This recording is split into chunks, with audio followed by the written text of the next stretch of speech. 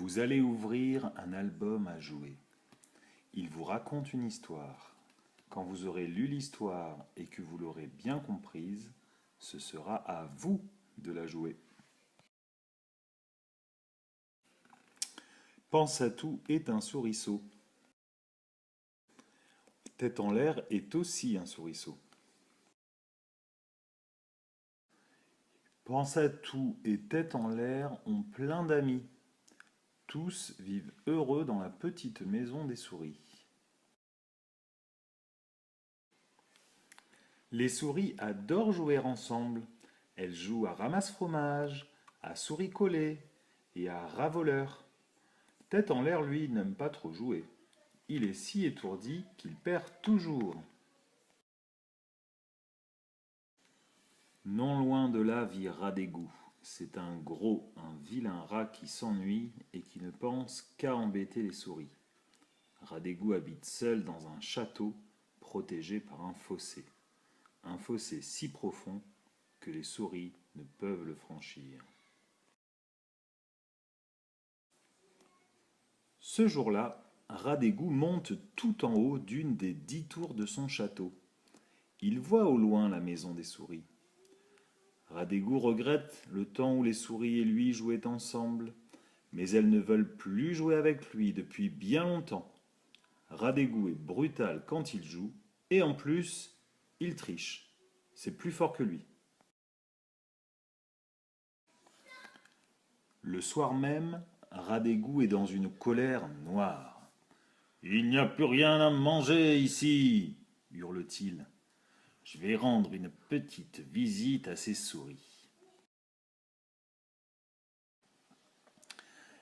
Quand la nuit est bien noire, il quitte le château en direction de la maison des souris. Et voilà le vilain Rat d'égout qui ouvre la porte sans faire de bruit et entre chez les souris. Sans difficulté, Rat d'égout trouve la réserve à fromage. Il prend tous les morceaux qu'il trouve et les met dans un gros sac avant de s'enfuir. Sur le bord du chemin qui le ramène au château, Rat d'égout pense au mauvais tour qu'il vient de jouer aux souris. L'odeur de fromage qui sort du sac le fait saliver et il pense déjà au festin qui l'attend. Vite, au château, se dit-il. Le lendemain matin, dans la maison des souris, Pense-à-tout est le premier à découvrir la réserve à fromage vide. Il réveille tout le monde et lit le message qu'il a trouvé par terre. J'ai pris tout votre fromage, signé Rat d'égout. Tête en l'air s'élance en direction du château. Rat d'égout, espèce de voleur, rends-nous notre fromage tout de suite. Pense-à-tout le rattrape par la queue. Mais non, étourdi, réfléchis un peu. Si tu pénètres dans le château, tu vas passer un mauvais quart d'heure. J'ai une bien meilleure idée. Pense-à-tout réunit les souris en cercle pour que chacun donne son avis. Les souris se rappellent tous les mauvais tours du vilain rat. Rat d'égout mérite une bonne leçon. Pense-à-tout dessine le plan du château et explique son idée. Le cercle du fossé est très grand, mais les tours sont à 2 pas du bord. Il sera facile de détruire le château de Rat d'égout. Détruire le château de Rat d'égout ? Demande Tête en l'air. Mais avec quoi ? Vous vous souvenez des perles qui sont dans le vieux garage ? Dit Pense-à-tout. Bien sûr, répondent les souris en chœur. Quelle bonne idée! Les souris courent au garage, non loin de la maison, pour chercher des perles et abattre les tours du château.